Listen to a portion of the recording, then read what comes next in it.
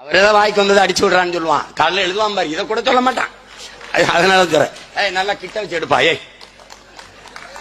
அருள்மிகு பழனி ஆண்டவர் மகளிர் கல்லூரியில் பழனியில தன்னாட்சி அதிகாரம் பெற்ற கல்லூரிப்பா. இந்த வரப்பா வேலை வாய்ப்புப்பா. எப்பா இளநிலை உதவியாளர் ஆதி திராவிடரிப்பா அருந்ததிப்பா.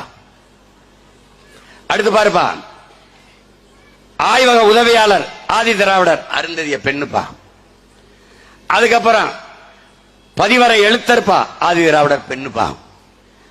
அதுக்கப்புறம் அலுவலக உதவியாளர் ஆதி திராவிட பெண்ணுப்பா. எப்ப இங்க பாருப்பா, இங்க பாரு, ஒரே ஒரு இடம் தாப்பா இதுல ஆதி தமிழர், அந்த ஆதி திராவிடர் எசிப்பா. பறையருக்கு எனக்கு ஒரு இடம்பா, 4 இடம் அருந்ததி இருப்பா.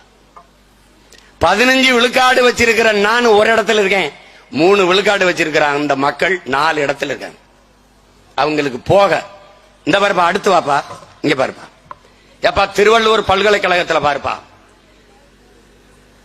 ஒரு பிசிப்பா கெமிஸ்ட்ரி, ஒரு சுவாலஜிப்பா எஸ்சி அருந்ததி இருப்பா, ஒரு பயாலஜிப்பா பிசிப்பா பேக்வேர்டுப்பா.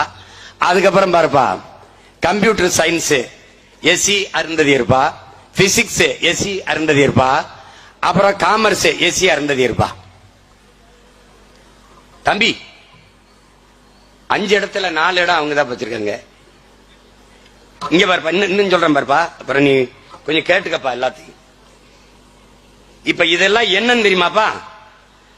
மொத்த சாப்பாடு என்கிட்ட இருக்குதுப்பா, நான் சாப்பிட்டு மிச்சம் இருந்தா உனக்கு போடுவேன்பா, எச்சி கஞ்சி ஊத்துவேங்கிறான்பா. இதாப்பா கதை.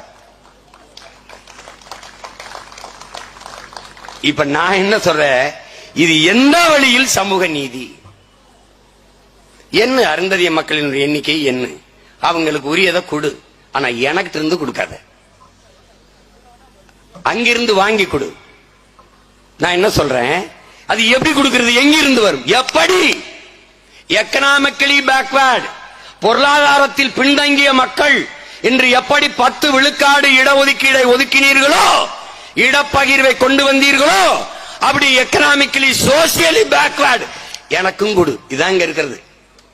அப்ப அந்த 3 விழுக்காடை அங்கிருந்து கொடு, பொதுவிலிருந்து கொடு, என்னிடத்தில் இருந்து உள்ஒதுக்கீடு கொடுக்காத. இதுதான் உங்க பிள்ளைகளினுடைய நிலைப்பாடு, கோட்பாடு எல்லாம் விளங்கிருச்சுன்னு நினைக்கிறேன். நீ இதுக்கு மேல எதிரா இருக்கும் கதிரா இருக்கும்னா நீ என்ன வேணா நினைச்சுக்க. இதுதான் உண்மையான நிலை.